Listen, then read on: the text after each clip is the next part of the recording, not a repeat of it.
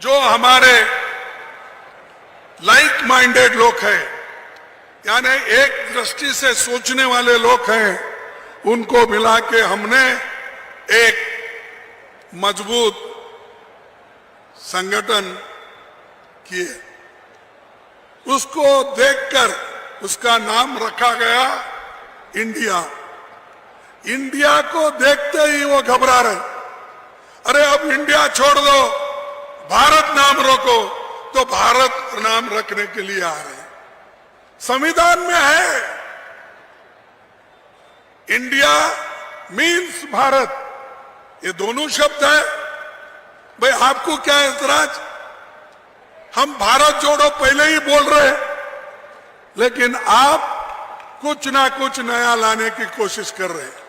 अरे हम तो यह संदेश 4,500 किलोमीटर तक फैलाए, भारत जोड़ो, भारत जोड़ो, भारत जोड़ो, और आप कुछ अगर लोगों को फायदा होता है उसका, अगर हम कहीं बात करते हैं तो जल्द से जल्द उन्होंने उसको या तो बदनाम करने की कोशिश करते हैं, या नहीं तो लोगों को दिशा भूल करते हैं, भ्रमित करते हैं। और यहां पर मैं याद करना चाहता हूं, क्योंकि माफी चाहता हूं, मुझे बाद में मैंने यहां की हिस्ट्री ली। अगर जयनारायण व्यास जी नहीं होते, सुकाड़िया जी नहीं होते, और सेंटर में पंडित जवाहरलाल नेहरू जी नहीं होते, क्या राजस्थान को आज जो फायदा पहुंचाया गया, क्या वो सब होता था? वो हमने किया। आपने क्या किया?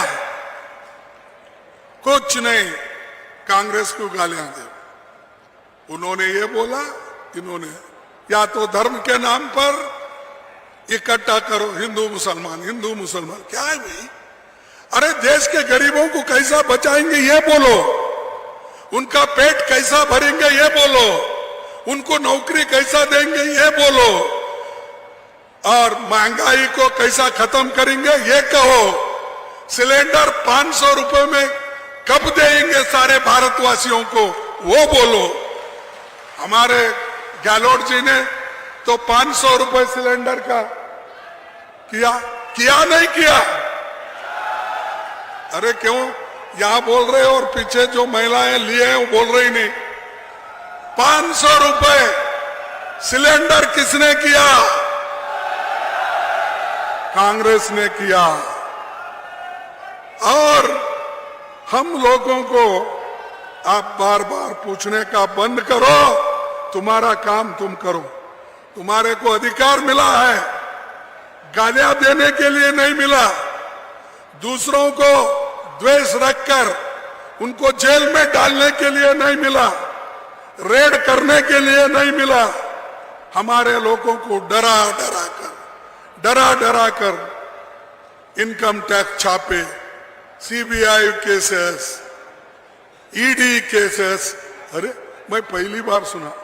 मेरे को पॉलिटिक्स में आके कम से कम 57 साल हुए, और मैं 52 साल से एमएलए एमपी बन के रहा हूं। मैं कभी इलेक्शन नहीं हारा था, एक ही इलेक्शन, मेरे 13 इलेक्शन में एक इलेक्शन गया, वो परसों वो बीजेपी ने आड़ा टेढ़ा आकर कुछ बोला, छोड़िए अब हार मैं मानता हूं। लेकिन कैसे गंदे काम आप लोग करते हैं।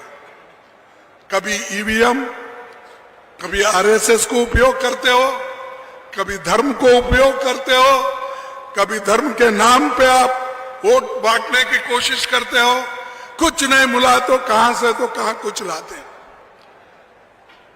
और देश के लिए, और देश ये आजाद कराने वाले ही हम हैं, और देश को बचाने वाले भी हम हैं, और जान देने वाले भी हम हैं।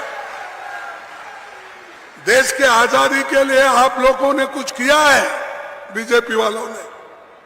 अरे हमारे पास कांग्रेस के नेता लोग 14 साल जेल गए, जेल में मरे और आजादी के लिए लड़े, झंडे के नीचे लड़े। मुझे बताइए, जनसंघ के लोग और आज के बीजेपी के लोग, आरएसएस के लोग, कितने लोग मरे, कितने लोग जेल में गए? दे उसका हिसाब, दे उनका नाम। कोई है?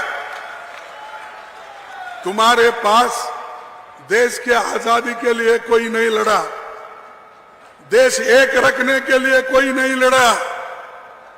सिर्फ आप हमारे को गालियां देकर ऊपर आना चाहते हैं। क्या राहुल जी प्राइम मिनिस्टर बने थे? बार बार उनका नाम लेते हो। इंदिरा गांधी जी क्या प्राइम मिनिस्टर बने थे? बार बार। अरे राजीव गांधी के पास कोई गांधी फैमिली से कुछ नहीं बना, कुर्बानियां दी, लेकिन कभी अधिकार उनके हाथ में आया नहीं, मिला भी नहीं। मिले तो भी उन्होंने मनमोहन सिंह जैसे नेता को दिया अपनी बात।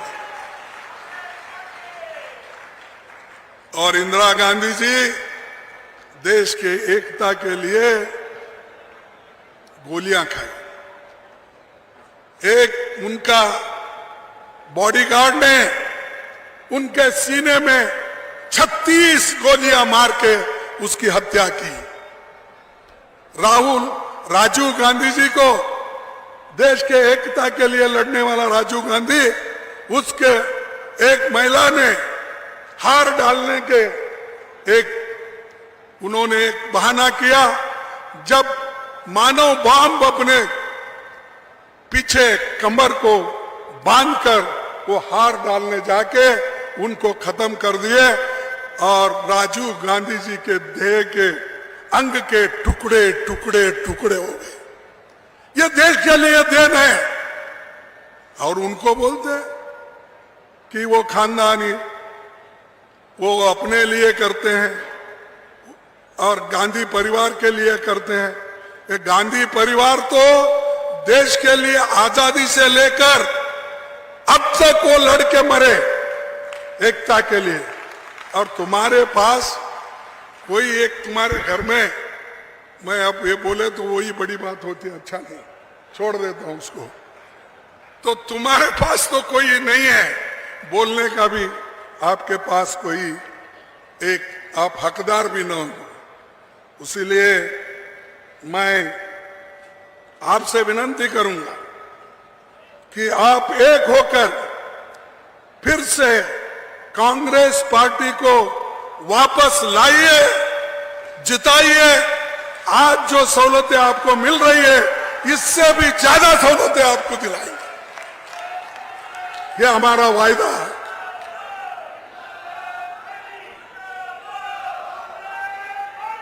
राजस्थान ये गरीब कल्याण और सामाजिक न्याय का बेहतरीन मॉडल है। आप दोनों क्या बात कर रहे हैं? मैं बोल रहा हूं राजस्थान गरीब कल्याण और सामाजिक न्याय का बेहतरीन मॉडल है। ये मॉडल को टिकाना है आपको, इस मॉडल के लिए काम करना है। इस लोगों के भलाई के लिए, किसानों के भलाई के लिए, मजदूरों के भलाई के लिए, युवकों के भलाई के लिए। मैंने देखा आज डायरी के निमित्त गाय की पूजा की गई, उसी वक्त डिसेबल्ड लोग जो है उनको स्कूटर दिए, ऐसे बहुत से काम दिए। और खुद महिलाएं बोलते हैं, पुरुष बोलते हैं, हमको मिल रहा है, सीधे हमारे खाते में आ रहा है पैसा। अब ऐसी काम करने के बाद भी हमको डराने की कोशिश करते हैं। मेरे पास वो है, मेरे पास लाल डायरी है, मेरे पास पीली डायरी है, काली डायरी है, क्या क्या की बोलते हैं। अरे रख लो भाई, तुम्हारे डायरिया तुम्हारे पास रख लो, अगर कुछ है तो दिखा दो, हम लड़ेंगे कोर्ट में, क्या है तो, या लोगों को भी सच बताएंगे। डराने की कोशिश मत करो। राहुल गांधी ने इसीलिए बोला है कि डरो मत, डर गए तो मर गए। आप अगर डर जाते हो तो मर गए। आप हिम्मत से एक होकर सभी लोग आज के नेतृत्व को एक होकर, कलेक्टिव लीडरशिप, ये किसी एक का नहीं, कांग्रेस में हमेशा ये रहता है, सब मिलकर लड़ते हैं लेकिन एक ही कैप्टन होता है।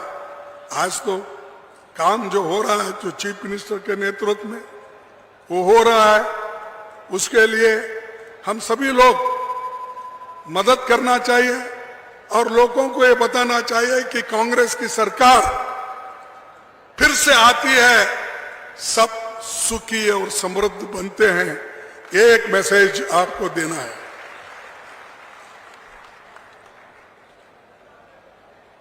भाई, ये राजस्थान एक ऐसा एक प्लान उन्होंने बनाया है गोवंश के लिए। एक अगर गोवंश की मौत होती है उसको 40,000 रुपए देने का उन्होंने स्कीम बनाया। किसने बनाया? अरे कम से कम ये तो बोलो भाई, किसने बनाया? कांग्रेस ने बनाया, हमारी सरकार ने बनाया, हमारे चीफ मिनिस्टर ने, कुछ तो बोलो। अरे आपके पास राइट टू हेल्थ स्कीम है नहीं? मिनिमम गारंटी एक्ट है। पिछले साल अलग कृषि बजट पेश किया गया था और वो चल रहा है। और नरेगा का जैसा एक स्कीम शहरी लोगों को लाया गया है, ये भी एक नया है। पुरानी पेंशन को बहाल कर दिया गया है, ये भी है।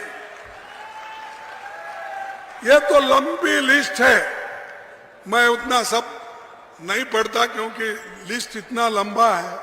ये लोगों ने इतना काम करके रखा है, हमारे को बोलते बोलते थक जाते हैं।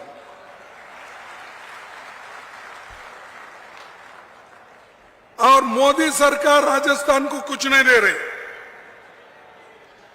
यहां राजस्थान की सरकार 21 लाख किसानों का 16,000 करोड़ रुपए माफ कर दिया।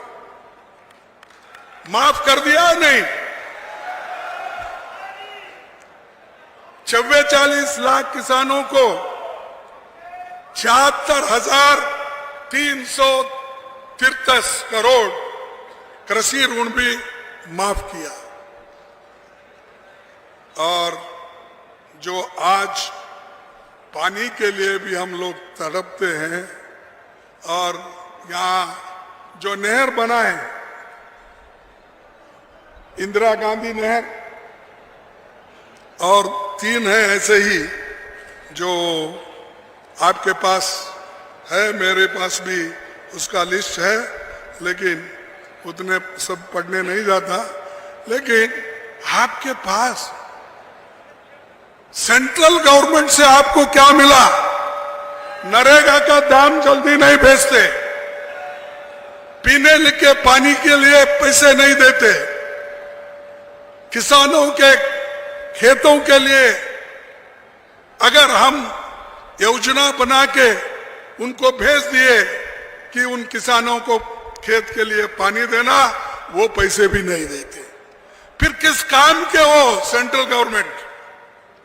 कई के लिए आप सत्ता पे बैठे हो? अगर आपके हाथ से नहीं होता, कुर्सी से उतरो, हम चला के दिखाएंगे। पहले भी हम किए हैं। अरे हम आप ही बोलते हैं हम 70 साल किए हैं। जब 70 साल तक एक पार्टी गवर्नमेंट चलाती है तो इसका मतलब उसके पास कितनी ताकत होगी और लोगों का प्रेम कितना होगा, ये देख लीजिए। भाइयों, ये जो मोदी सरकार ने आई, उन्होंने किसानों के विरुद्ध में 3 काले कानून लाए, 3 काले कानून लाए और किसान दिल्ली के बॉर्डर पर लाखों से हिसाब से बैठे लोग वहां उपवास बैठे और 750 किसान उसमें मर गए। और उतना ही नहीं, जो किसान वहां थे, एक मिनिस्टर का बेटा अपने जीप से पीछे हटाकर कुचल दिया, लेकिन वो मंत्री जिसका बेटा किया, वो मंत्री अभी भी सरकार में है। ये देखिए, दूसरे अगर कुछ काम करते हैं, छोटा मोटा गलती होती है तो बार बार बोलते हैं। अरे भाई, किसान को मारने वाले 750 किसान इस आंदोलन में मर गए, महीनों से आंदोलन चला, तुम किसान के तरफ नहीं देखे और हमेशा बात करते थे किसान की आमदनी 2 गुना करूंगा। ये कहे या नहीं कहे? 2 गुना किसान की आमदनी मैं करूंगा, ऐसा उन्होंने कहा। लेकिन ये सब कहे के लूटने वाला अगर कोई आदमी है, गरीबों को जो लूटा, डीजल में, पेट्रोल में, गैस में, एलपीजी में, हर चीज में, मिर्ची में, पेंसिल में, पेपर में, हर एक छोटे मोटे चीजों पर जीएसटी डालकर गरीबों को तंग और तबाह कर दिया। और ऊपर से बोलते हैं हम सब कुछ कर रहे हैं गरीबों के लिए। इसीलिए मुझे क्या गिर गए क्या भाई? देखो नीचे मोदी गिरी आएगा, देखो।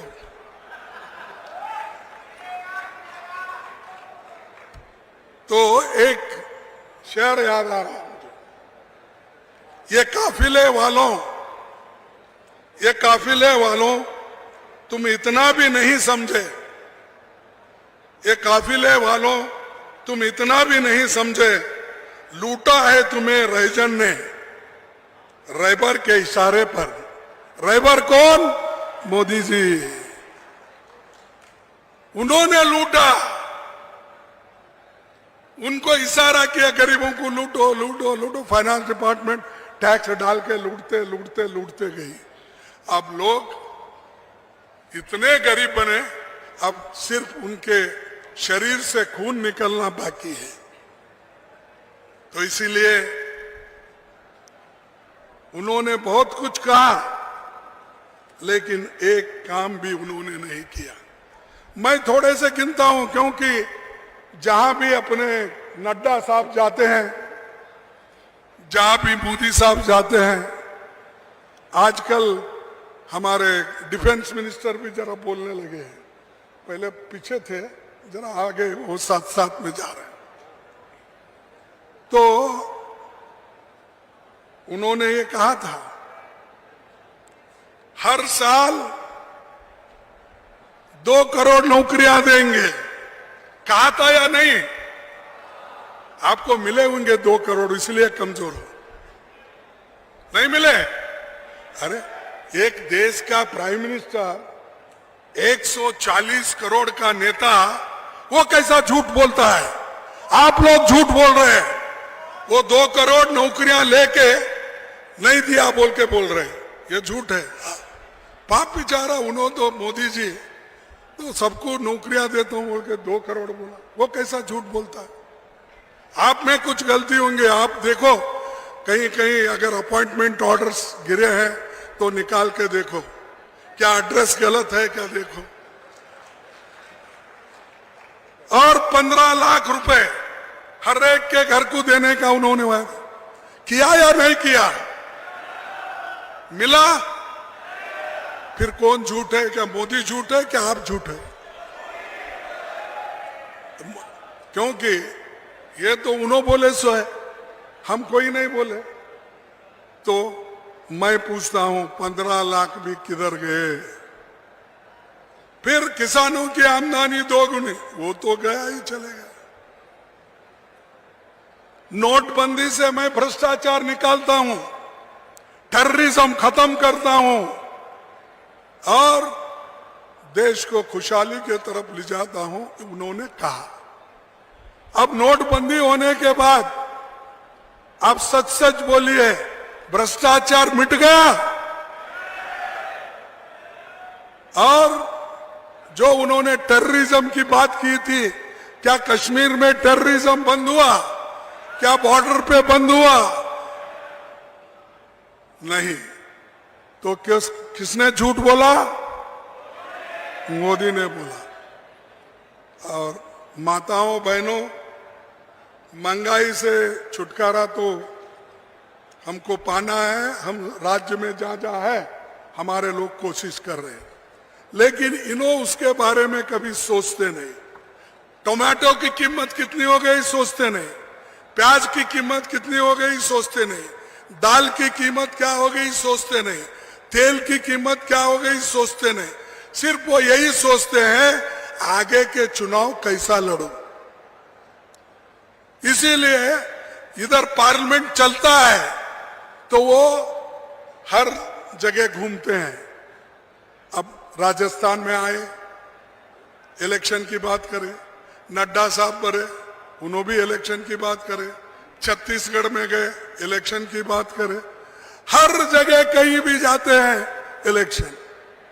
हमारे कर्नाटक में आए, कर्नाटक के लोगों को हराने के लिए वहां पर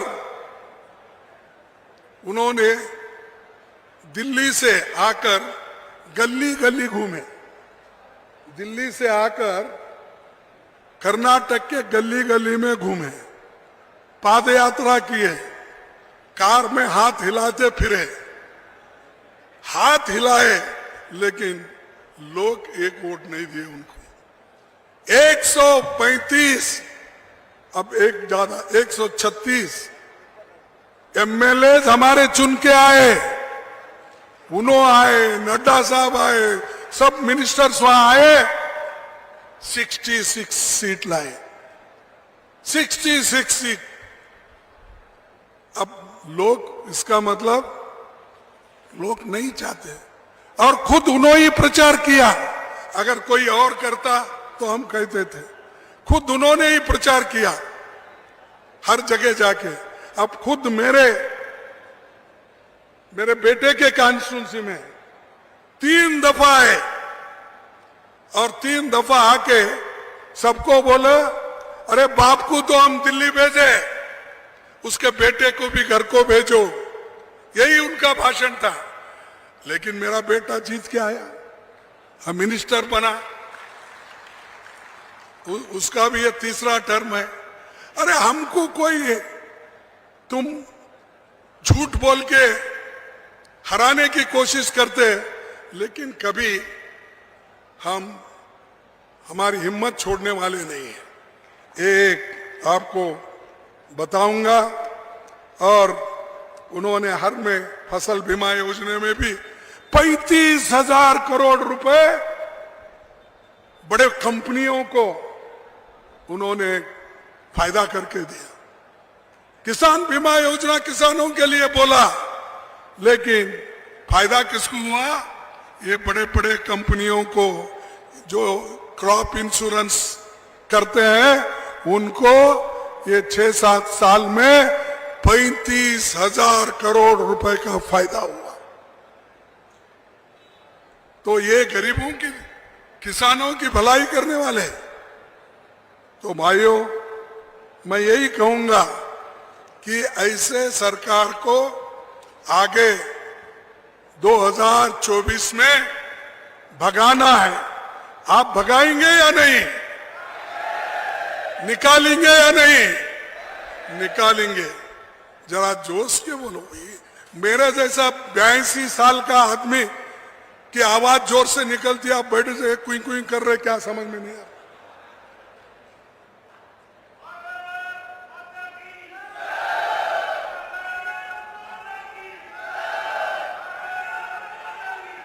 और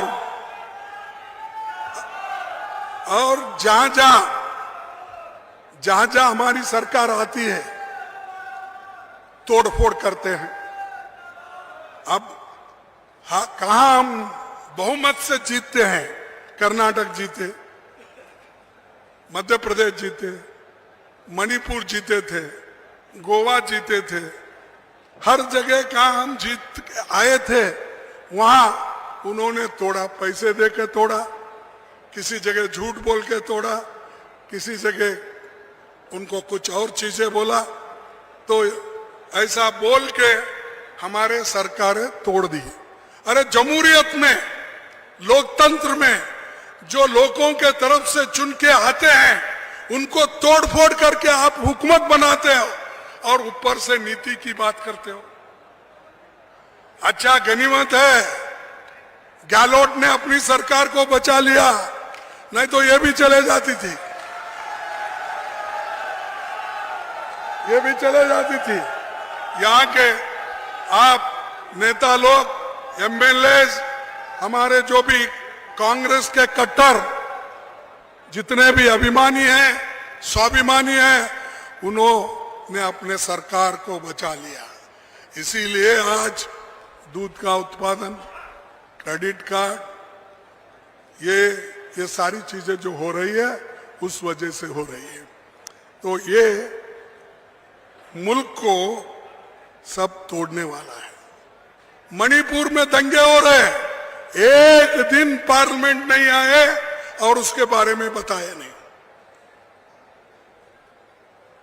और मणिपुर के दंगे होते हैं, राजस्थान की बात करते हैं, छत्तीसगढ़ की बात करें, ये क्या है भाई? हम बोल रहे हैं वहां देखो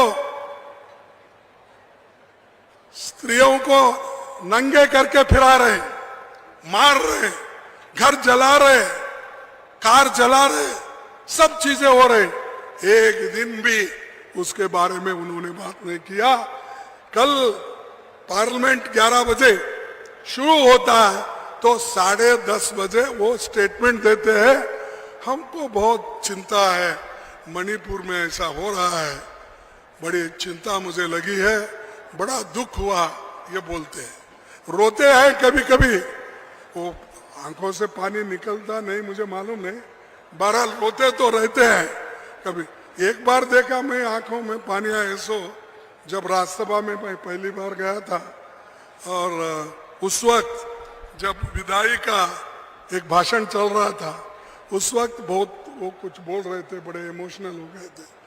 मैं उनका नाम नहीं लेना चाहता हूँ, किन के लिए वो रो गए और किन के लिए क्या करें वो बोलना नहीं चाहता, लेकिन मानवीयता के दृष्टि से मोदी जी ने वो रोने का एक किया, तो इसलिए इनको मैं पूछना चाहता हूं। हमारे को बहुत से हमारे ऊपर अपवाद किए। परसों सीएजी की रिपोर्ट आ गई, 7 घोटाले।